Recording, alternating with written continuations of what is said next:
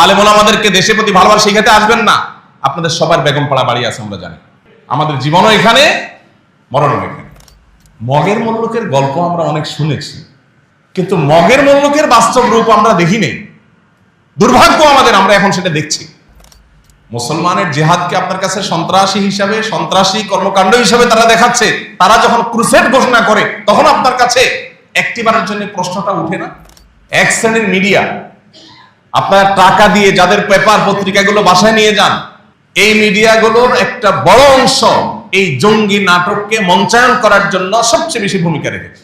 এখনো তারা সেই খেলা আবার শুরু করছে, এই গত সপ্তাহ থেকে আবার শুরু হয়েছে। শুধুমাত্র জঙ্গি দমনের নামে হাজার হাজার মানুষ দেশে, শত শত মানুষ দেশে খুন, গুম, নির্যাতন, জেল জুলুমের শিকার হয়েছে। আপনি শুধুমাত্র গুম কমিশনের রিপোর্ট যদি পর্যালোচনা করেন, আপনি দেখবেন যে কিভাবে স্ক্রিপ্ট গুলো সাজানো হয়েছে। কোরআনের অনুবাদ এটা রেখে ছবি তুলে পত্রিকা ছাপানো হয়েছে, জঙ্গি বই পাওয়া গেছে।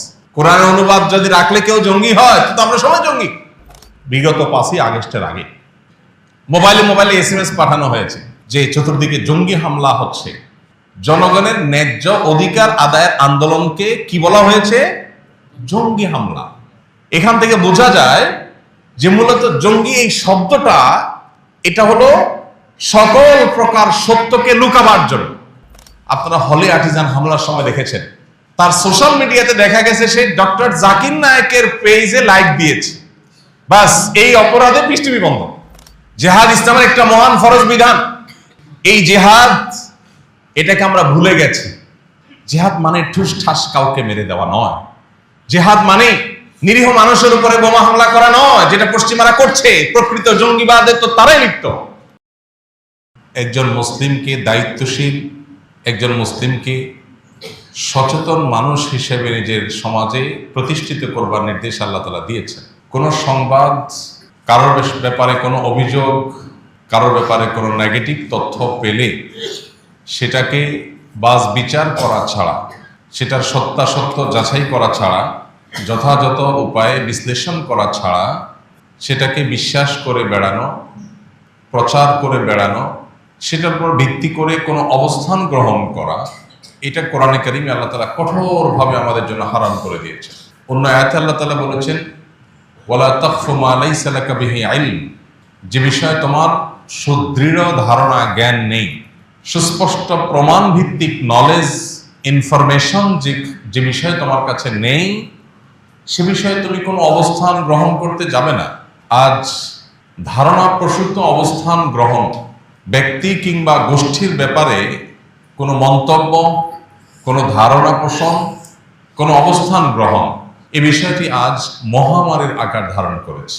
বিশেষ করে অবাধ তথ্য প্রবাহের এই যুগে, সোশ্যাল মিডিয়ার ব্যাপকতার এই যুগে আমরা অনেক বিশ্বাস করি যে বিশ্বাসগুলো ভুল, অনেক ধারণা করি যে ধারণাগুলো অবান্তর, অনেক কালোকে আমরা সাদা বলি, অনেক সাদাকে আমরা কালো বলি, যা বাস্তবে তার উল্টো।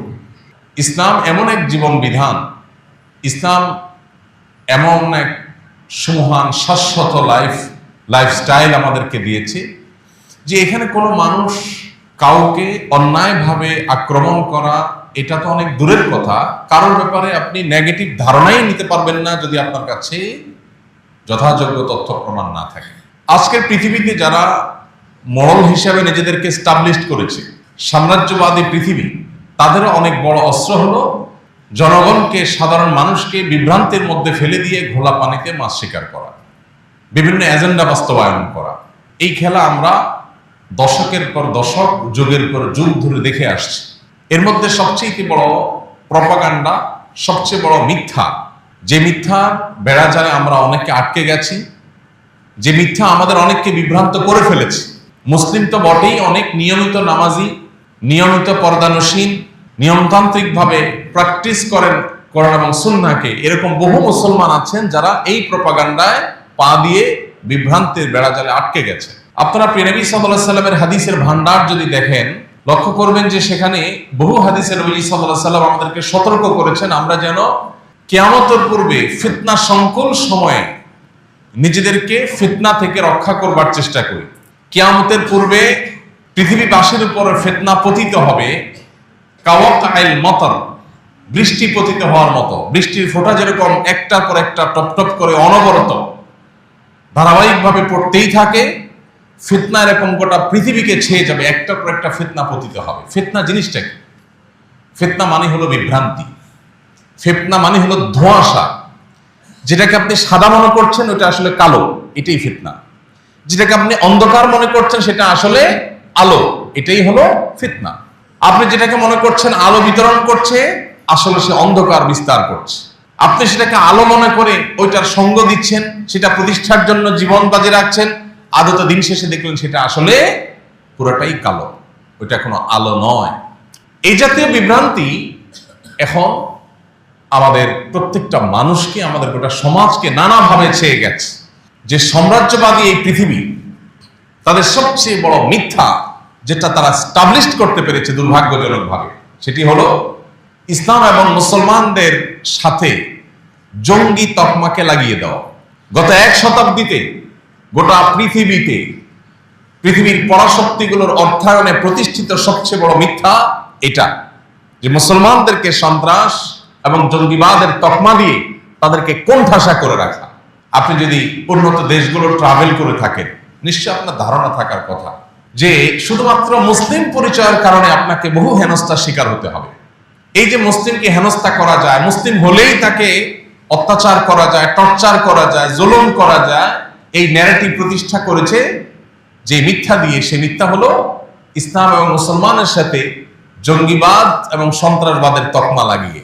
আন্তর্জাতিক এই শয়তানি ষড়যন্ত্র যেটা চলে আসছে যুগ যুগ ধরে, এই ষড়যন্ত্রকে বাস্তবায়ন করার জন্য বহু নাটকের মঞ্চায়ন হয়েছে, যেটা আমরা ইতিপূর্বে দেখেছি। বহু ঘটনা নিজেরা ঘটিয়ে উদুরপিণ্ডি বুদুর গাড়ে চাপিয়ে, যেহেতু মিডিয়াগুলো তাদের নিয়ন্ত্রণে, সেখানে সাদাকে কালো করে দেখিয়ে সাধারণ মানুষকে বিভ্রান্ত করে তারা তাদের এজেন্ডা বাস্তবায়ন করেছে। আমরা যে ভূখণ্ডে বসবাস করছি, আমাদের এই দেশেও দীর্ঘদিন পর্যন্ত এই খেলা চলে এসছে। আপনারা যে জায়গাটা বসে আছেন নারায়ণগঞ্জ, এই নারায়ণগঞ্জ ছিল এই নাটকের সবচেয়ে বড় মঞ্চ।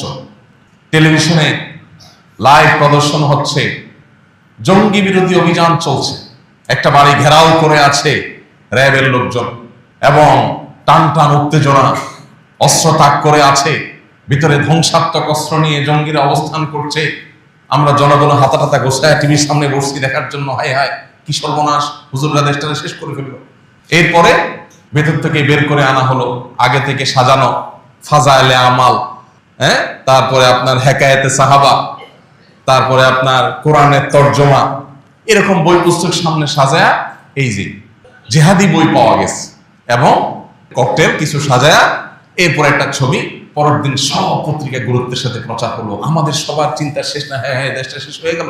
এই তো গত সপ্তাহেই দায়িত্বশীল পুলিশ অফিসার, পুলিশ কর্মকর্তারা, দায়িত্বশীল পদে থাকা ডিআইজিরা অকপটে একের পর এক স্বীকার করেছেন যে বিগত আমলে জঙ্গি অভিযানের নামে সবগুলো ছিল নাটক।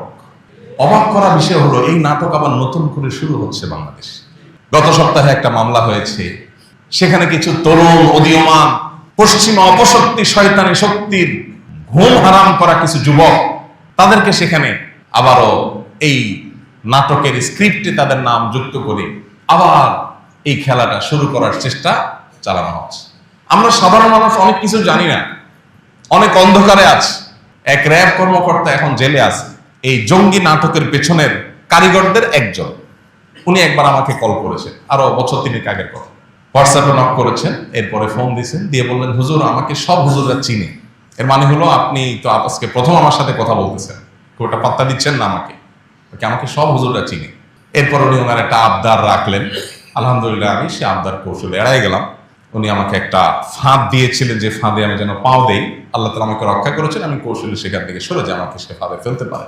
আমরা অনেকে জানি না আমাদের ট্যাক্সের টাকায় জঙ্গি দমনের নামে কমপক্ষে 15 থেকে 20টা, মানে 15টার নিচে না, আমি এক্সাক্ট ফিগারটা বলতে পারছি না, 15 থেকে 20টা অথরিটি বাংলাদেশে আছে। আইন শৃঙ্খলা রক্ষাকারী বাহিনীগুলো এবং বিভিন্ন এজেন্সিগুলোর বিভিন্ন টিম উইং আছে, 15 থেকে 20টা উইং। কিসের জন্য? জঙ্গি দমন করার জন্য। একদিকে আমরা দেখছি আইন শৃঙ্খলা রক্ষাকারী বাহিনীর কর্তৃপক্ষ, এমনকি সরকারের আইন শৃঙ্খলা বিষয়ে সংশ্লিষ্ট মহল, দায়িত্বশীল জায়গা থেকে বলা হচ্ছে বাংলাদেশে কোনো জঙ্গি নাই। আমাদের পার্শ্ববর্তী দেশগুলোতে যে পরিমাণ হামলা হয়, সন্ত্রাসী হামলা যেটাকে বলেন আপনারা, এই টাইপের হামলা হয়, মসজিদে হামলা, জানাজাতে হামলা, ধর্মীয় প্রতিষ্ঠানে হামলা, এই এক এক হামলা 50 জন মারা গেছে, 200 জন মারা গেছে। বাংলাদেশে এরকম হামলা কয়বার হয়েছে কি বলেন? যে মসজিদে জুমার নামাজে হামলা হয়ে 200 মানুষ মারা গেছে, শুনছেন কখনো? যে মাদ্রাসাগুলোতে ছাত্রদের নিজের নিজের মারামারি, বোমা হামলা, এটা হয়ে 200 ছাত্র নিহত হয়ে গেছে, আহত হয়ে গেছে, শুনছেন কখনো? এরকম একটা শান্তিপ্রিয় ভূখণ্ড, আলেম সমাজের এরকম দায়িত্বশীল অবস্থান গোটা পৃথিবীতে বিরল, যেটা বাংলাদেশে আছে। সেই দেশে 15 থেকে 20টা উইং রাখা হয়েছে শুধুমাত্র জঙ্গি দমনের নাম করে। কাউন্টার টেররিজম, অ্যান্টি টেররিজম, এটা সেটা নাম দিয়ে উইং খুলে রাখা হয়েছে। কাদেরকে খুশি করার জন্য? পশ্চিমা বাবাদেরকে খুশি করার জন্য। সরি টু সে, এই শব্দ আমাকে বলতে হচ্ছে। সন্তান তার বাবার কথা কিভাবে অক্ষরে অক্ষরে মানে না, পশ্চিমারা যা বলে সেকে অন্ধভাবে, যারা যখন ক্ষমতা আসে তারা যেরকম গোলামের মতো করে তাদের কথাকে মানে। তারা নাটকের স্ক্রিপ্ট দিয়ে দেয়, যে নাটকগুলো করার কারণ তারা জানে এদেশে মানুষ আলেমদের কথা শুনে, এদেশে মানুষ কোরআন এবং হাদিস দ্বারা ইন্সপায়ার্ড হয়, এদেশে মানুষ দ্বীন দ্বারা প্রভাবিত হয়। অতএব দ্বীনকে, ইসলামকে, আলেম সমাজকে যদি কালিমা যুক্ত করে দেওয়া হয়, তাহলে তারা বিভ্রান্তিতে পড়ে যাবে, তারা ফিতনায় পড়ে যাবে, এবং তারা ফিতনায় পতিত হয়ে দ্বীন থেকে তারা দূরে সরে যাবে। আমাদের দ্বীনি চেতনা এবং স্পিরিটকে ভোঁতা করার জন্য এই শয়তানের ষড়যন্ত্র পশ্চিমারা করে, আর আমাদের ট্যাক্সের টাকা দিয়া যারা যখন ক্ষমতায় আসে সেটাকে তারা বাস্তবায়ন করে। ভাইরা আমার, বেশি দূরে যেতে হবে না। গুম কমিশনের যে রিপোর্ট, এই রিপোর্ট যদি পর্যালোচনা করেন আপনি দেখবেন নিরীহ নারীদেরকে, একজন পর্দানশীল নারী জীবনে তার ছায়া যেখানে কোনো পুরুষ দেখতে পারে নাই, তাকে আইন শৃঙ্খলা রক্ষাকারী বাহিনীর এই সমস্ত তথাকথিত জঙ্গি দমনের নামে এই সমস্ত সন্ত্রাসীরা, যারা আইন শৃঙ্খলার পোশাক, আইনের পোশাক পরে সন্ত্রাসী কর্মকাণ্ড করেছে, নিরীহ জনগণকে, ওই নারীকে ধরে নিয়ে বর্বরতার সর্বোচ্চ সীমা রেখা সব অতিক্রম করে গেছে। যে নারীর ছায়া কোনোদিন কোনো পুরুষ দেখতে পারে না, এটা তার দিন পালনের স্বাধীনতা, সাংবিধানিক অধিকার, সেটাকে বলণ্ঠিত করে রিমান্ডের নামে, জিজ্ঞাসাবাদের নামে বিবস্ত্র করে, হ্যাঁ না কোনো উপায় নাই, যে উপায় থাকে নির্যাতন করা হয়। কত যুবক হারিয়ে গেছে আর ফিরে আসেনি। আলেম ওলামা তো